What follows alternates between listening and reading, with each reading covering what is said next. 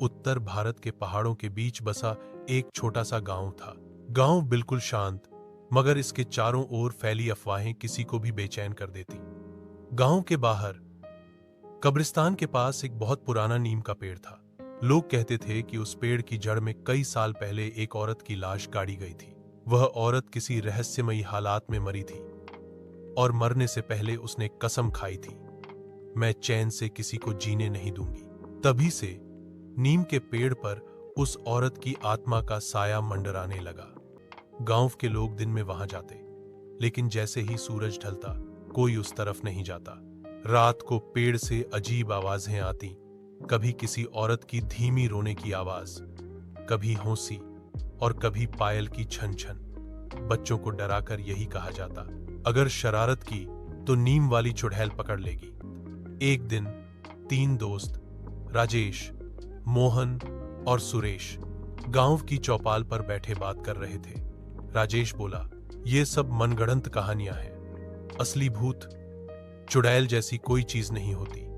मोहन हंसते हुए बोला, हाँ, अगर सचमुच कोई चुड़ैल होती तो अब तक कितनों को खा गई होती। सुरेश थोड़ा डरपोक था। उसने कहा, मगर तुम दोनों ने सुना है ना, पिछले महीने गंगा काका का बेटा वहां गया था और अगली सुबह उसे बेहोश पाया गया। तब से उसकी तबीयत खराब है।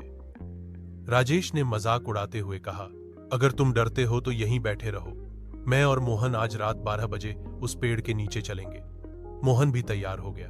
आखिरकार हिम्मत के चक्कर में सुरेश को भी साथ आना पड़ा।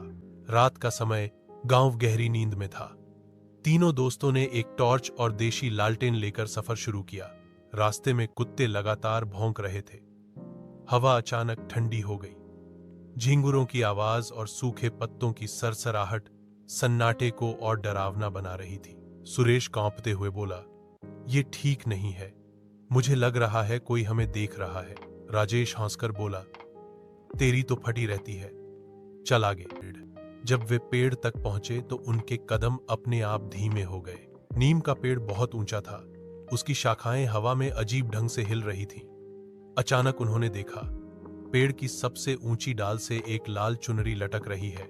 मोहन बोला, देखो, यही है लोगों का डर, किसी ने मजाक में लटका दी होगी। लेकिन तभी हवा का तेज झोंका आया और चुनरी धीरे धीरे नीचे उतरने लगी। ऐसा लग रहा था जैसे कोई अदृश्य औरत उस पर लटक कर उतर रही हो। परछाई और आवाज तीनों घबरा गए। टॉर्च की रोशनी हिली और जमीन पर एक लंबी परछाई दिखाई दी। फिर अचानक एक ठंडी फुसफुसाहट गूंजी, रुक क्यों गए? आओ, मैं इंतजार कर रही हूं। सुरेश ने डर के मारे चिल्लाया, कौन है? अगले ही पल पेड़ के नीचे एक औरत खड़ी थी। सफेद साड़ी, बिखरे लंबे बाल और उसके चेहरे पर आंखें नहीं थीं, सिर्फ काले गहरे गड्ढे। औरत जोर से हंसने लगी, आज मेरे पास 3 मेहमान आए हैं। उसकी आवाज कभी दूर से आती, कभी बिल्कुल कानों में। मोहन ने भागने की कोशिश की, मगर उसके पांव जैसे जमीन में धंस गए। राजेश और सुरेश उसे खींचने लगे। तभी औरत अचानक हवा में उड़कर उनके सामने आ गई। उसकी जुबान बहुत लंबी होकर बाहर निकली और उसकी आंखों के गड्ढों से धुआं निकल रहा था।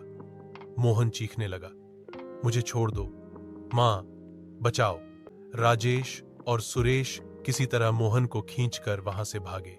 तीनों दौड़ते रहे, लेकिन पीछे पीछे पायल की छन छन और औरत की हंसी गूंज रही थी।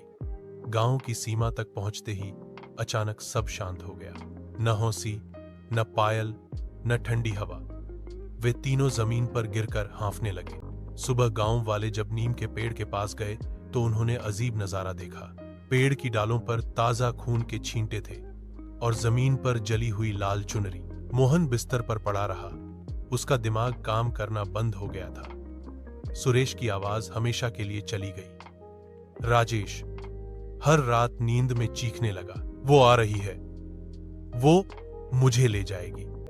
गांव वालों ने उस पेड़ को बांधने के लिए तांत्रिक को बुलाया। तांत्रिक ने पूजा की, मंत्र पढ़े, लेकिन उसने साफ कहा, यह आत्मा बहुत शक्तिशाली है, इसे बांधा नहीं जा सकता, बस इससे दूर रहना ही बचाव है। आज भी जब रात को हवा तेज चलती है तो गांव वाले नीम के पेड़ से आती हुई हंसी सुनते हैं। कहा जाता है अगर कोई उस हंसी को साफ साफ सुन ले तो उसकी आवाज हमेशा के लिए चली जाती है।